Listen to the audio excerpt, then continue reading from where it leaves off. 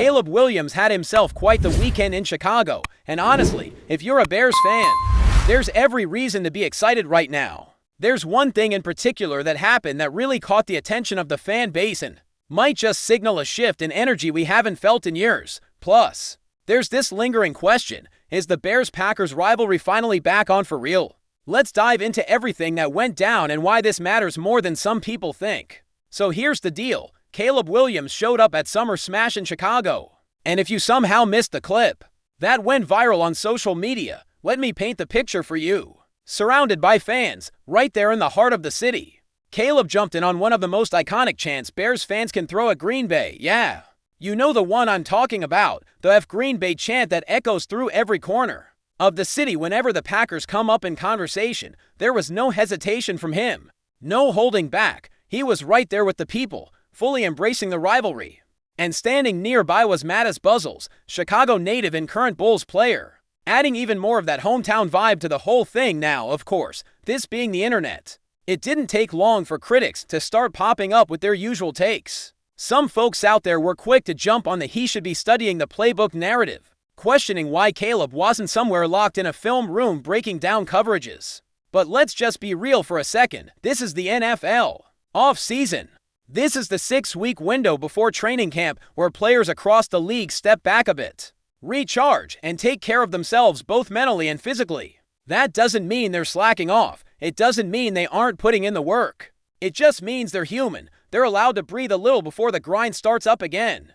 And let's not forget, Caleb didn't jet off to some beach halfway across the country. He stayed right there in Chicago, still in the city, still around the fans, still building connections and moments that honestly matter more than some film study in mid-June. This wasn't some vacation getaway. It was a chance for him to show that he's already starting to understand what it means to wear that Bears uniform. What's even better is the way he's leaning into this rivalry. It's refreshing, to say the least. In today's NFL, we see so many players being buddy-buddy with opponents, trading jerseys, laughing on the field with guys from rival teams. And sure, there's a time and place for sportsmanship.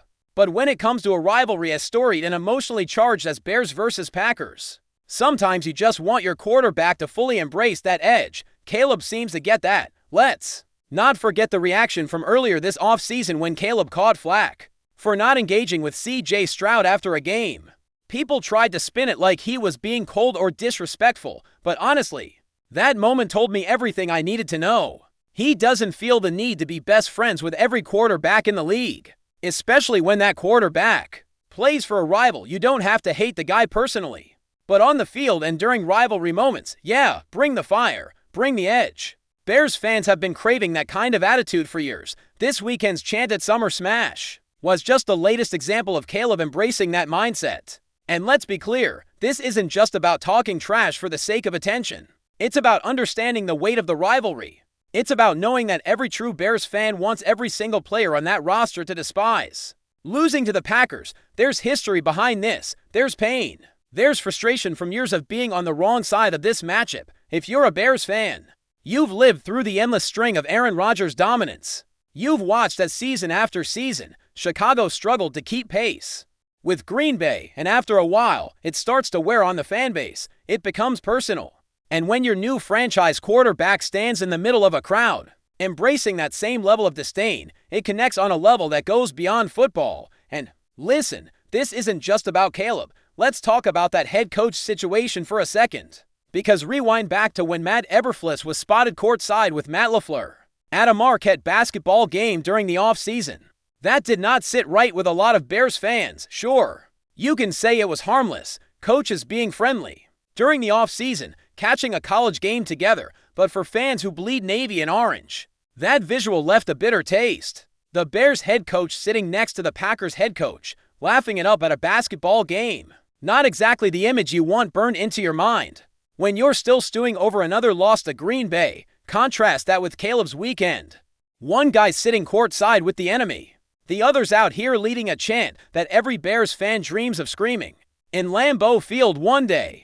It's not even close who's winning the offseason when it comes to connecting with the fan base. And let's be honest, rivalries in today's sports landscape often feel watered down. Between players switching teams constantly, off-season friendships and the endless PR machine pushing unity over competition.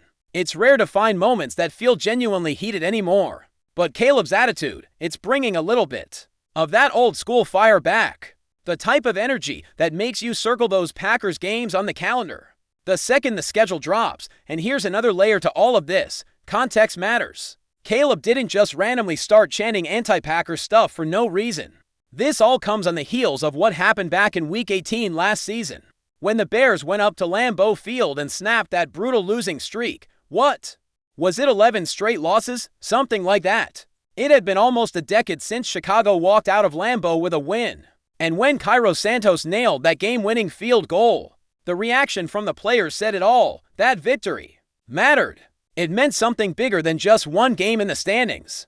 There was that epic slow-motion clip of Caleb yelling in pure joy after the game. You could see it in his body language. You could hear it in the way the players celebrated. That was more than just another win. That was a statement, a reset, a signal that maybe, just maybe, the tide was starting to turn. And look, it didn't stop there. Not long after, Ben Johnson stepped in as head coach. And he wasted no time letting people know how he feels about this rivalry. During his introductory press conference, he went out of his way to throw a little shade at Matt LaFleur and the Packers. He didn't have to do it, but he did.